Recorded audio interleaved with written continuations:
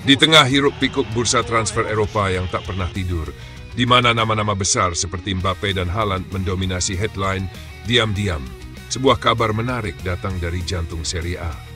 Bukan soal superstar Inggris, bukan juga talenta Brasil yang biasa jadi langganan.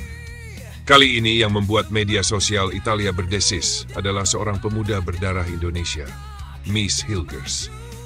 Bek muda milik FC Twente ini kini tengah dibidik oleh tim legendaris asal Italia, Bologna. Ya, klub yang pernah berjaya dan kini ingin bangkit kembali dengan fondasi yang kokoh mulai dari lini belakang. Kabar ini datang seperti angin sepoi di malam tenang. Tak ada sorotan kamera, tak ada breaking news di TV, hanya sebuah bisikan yang pelan-pelan jadi gema. Bahkan akun resmi AC Milan ikut memancing rasa penasaran lewat unggahan video lucu tung-tung sahur dan berita dari Tutto Mercato makin memperkuat sinyalnya. Indonesia di Serie A itu bukan mimpi lagi. Bologna kabarnya mengincar Hilgers sebagai solusi untuk memperkuat pertahanan mereka musim depan. Dan waktunya sangat pas. FC Twente disebut siap melepas Hilgers di bursa musim panas Juni ini demi memperbaiki kondisi keuangan mereka. Yang menarik, nama Mies Hilgers bukan baru terdengar di telinga Giovanni Sartori, direktur teknik Bologna. Ia sudah lama mengamati pemain ini. Seperti elang sabar yang menanti waktu tepat, kini saatnya ia turun ke meja negosiasi. Dan Hilgers bukan sembarang pemain. Ia adalah bek modern, kuat, cerdas, dan bisa memulai serangan dari belakang. Transfermarkt mencatat nilainya saat ini mencapai 9,1 juta euro atau sekitar 168 miliar rupiah. Nilai yang menjadikannya salah satu aset termahal FC Twente. Namanya juga bukan cuma sekali muncul dalam radar klub-klub Eropa. Feyenoord, Como, Sevilla, Valencia semuanya sempat menaruh minat. Tapi Bologna sepertinya bergerak paling serius. Meski begitu, sang agen Mies Hilgers masih menahan rem. Katanya belum ada kesepakatan resmi. Sudah ada pembicaraan, iya, tapi belum ada kata sepakat. Artinya, masa depan Hilgers masih terbuka lebar. Dan jika ia benar-benar pindah ke Serie A, ini bukan sekadar transfer. Ini adalah langkah besar bukan hanya untuk Hilgers, tapi juga untuk sepak bola Indonesia. Karena Serie A bukan liga sembarangan. Disinilah seni bertahan jadi agama. Disinilah bek-bek legendaris seperti Chiellini, Cannavaro, hingga Nesta pernah menulis sejarah. Jika Hilgers mendarat di Bologna, ia tak hanya membawa ambisi pribadi. Ia membawa nama Nusantara ke stadion-stadion besar, San Siro, Olimpico, Allianz Stadium. Ia bukan cuma bek untuk Bologna, ia adalah wajah Garuda yang bersiap terbang lebih tinggi. Dan buat timnas Indonesia, ini adalah berkah. Persaingan di Serie A akan mengasah mental dan tekniknya. Dan saat kembali ke tanah air, ia tak datang sebagai pemain biasa. Ia datang sebagai tembok kokoh, bentang impian yang siap menghadapi Jepang, Korea, hingga Arab Saudi. Hilgers bukan sekadar pemain diaspora. Ia adalah cerita tentang keberanian. Tentang mimpi besar yang dipelihara di tengah sunyi. Dan jika transfer ini benar terjadi, maka sejarah akan ditulis bukan dengan tinta, tapi dengan keringat, tekad, dan keberanian anak bangsa di tanah asing. Dari Twente ke Bologna, dari Belanda ke Italia, dari Eropa untuk Nusantara. Waktumu sudah dekat, Mies. Kami menunggu.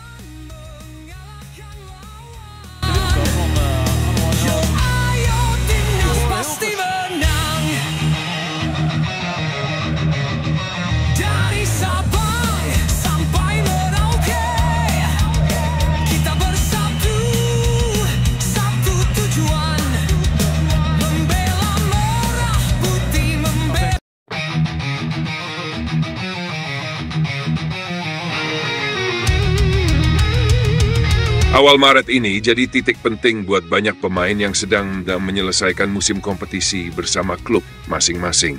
Yap, perjuangan mereka di musim ini mulai menapaki garis akhir. Dan sekarang semua mata mulai tertuju ke satu hal, Timnas Indonesia. Tim pelatih mulai memfinalisasi daftar pemain. Nama-nama siapa aja yang bakal dipanggil ke skuad Garuda. Nah, yang pasti, berbagai persiapan udah mulai bocor ke permukaan. Salah satunya rencana training camp yang bakal digelar di Pulau Dewata, Bali mulai 26 Mei. Tapi sebelum itu bakal ada dulu yang namanya Garuda Calling. Biasanya sih diumumin seminggu sebelum TC. Jadi kemungkinan besar sekitar tanggal 16 Mei nanti, kita udah bisa tahu siapa aja yang akan pakai jersey merah putih. Coach Patrick Kluivert memang belum ngumumin secara resmi, tapi ada bocoran nih dari Ketum PSSI, Pak Erick Thohir. Lewat akun Instagramnya, beliau nyebut dua nama yang udah fix dipanggil, Ole Roumanie dan Marcelino Ferdinand. Dua-duanya pemain muda yang sekarang main di Oxford United, klub Championship Inggris, dan yap, klub ini juga ada di bawah naungan Erick Thohir sendiri. Ole dan Marcelino akan kembali membela Garuda buat lanjutan kualifikasi Piala Dunia. Dan yang bikin makin semangat, performa mereka terakhir ini makin cemerlang. Ole, misalnya tampil sebagai starter lawan Swansea City dan mulai dapat tempat di tim utama. Sedangkan Marcelino yang kita tahu punya potensi besar akhirnya mencetak debut di kasta kedua Liga Inggris. Masuk di menit-menit akhir gantiin Ole sendiri dan laga itu berakhir imbang 3-3. Tapi yang jelas, pengalaman mereka di levels kompetitif itu jadi modal berharga. Tapi bukan cuma dua itu yang bersinar. Dari Belanda, Eliano Reinders.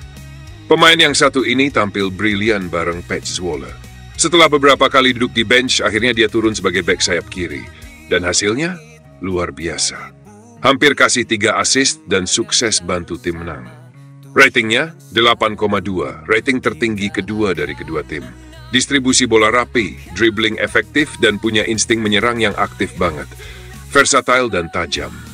Dan tentu saja, nama Elkan Bagot nggak bisa kita lupakan. Big Boy satu ini nutup musim bareng Blackpool dengan kepala tegak. Tampil starter dan bantu tim menang telak 4-1 atas Bristol di laga terakhir League One. Meski awal musim sempat seret menit bermain, Elkan bangkit dan berhasil tampil 5 kali berturut-turut. Bek jangkung dengan pengalaman di Inggris, dia siap jadi pilar utama lagi di lini belakang timnas. Bahkan ideal banget nih kalau disandingin sama Bang Jai. Sementara kabar lainnya datang dari rencana mini turnamen yang bakal digelar September tahun ini di FIFA Matchday. Indonesia kabarnya akan jadi tuan rumah dan mengundang Malaysia dan Lebanon. Bahkan ada rumor soal lawan-lawan yang lebih besar kayak Rusia, Kazakhstan, dan Uzbekistan. Tapi disinilah drama mulai terjadi. Dari seberang akun Malaysia mulai nyinyir. Katanya turnamen itu nggak selevel sama Harimau Malaya. Tapi reaksi netizen Indonesia nggak main-main.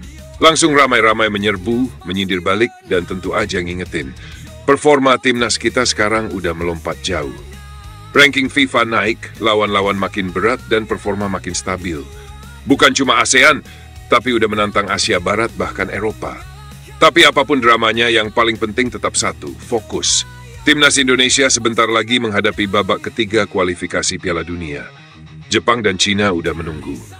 Lawan berat, nggak bisa dianggap enteng. Tapi justru disinilah momen pembuktian. Saatnya Garuda menunjukkan taring dan mental tempur. Ini bukan akhir, ini gerbang. Jika berhasil, kita bisa masuk ke babak keempat, bahkan mungkin jadi runner-up grup dan masuk ke panggung Piala Dunia. Gila?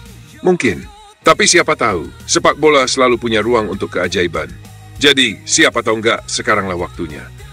Saat di mana Garuda bukan cuma terbang, tapi membumbung tinggi, menembus batas,